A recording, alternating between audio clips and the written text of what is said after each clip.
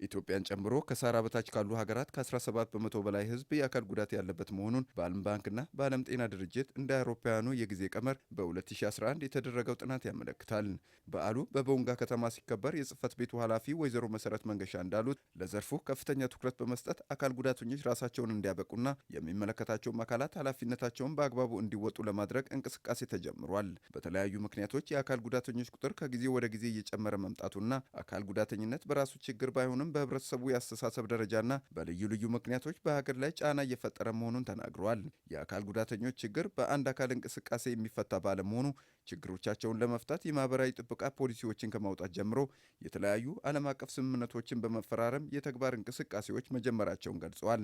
በዝግጅቱ የአካል ጉዳተኞችን አጠቃላይ ነባራዊ ሁኔታ የሚዳስስ ጥናታዊ ጽሑፍ የቀረበ ሲሆን በጥናቱም መብቶቻቸውን የማስከበርና ተጠቃሚነታቸውን ከማረጋገጥ አንጻር ሰፊ ክፍተትም እንደነበረ ተብራርቷል። የአካል ጉዳተኞች ኢኮኖሚያዊ፣ ማህበራዊና ፖለቲካዊ ጥቅሞች ካልተከበሩ እንደ ሀገር የድህነት ምንጭ ሊሆን ይችላልም ተብሏል።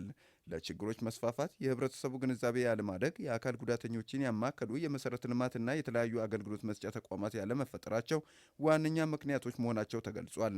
ከመድረኩ ተሳታፊዎች መካከል አንዳንዶቹ በሰጡት አስተያየት በዘርፉ የሰለጠኑ ባለሙያዎች በበቂ ሁኔታ ያለመኖርና ያሉትንም በአግባቡ ወደ ስራ የማስገባት ችግር እንዳሉም ተናግረዋል።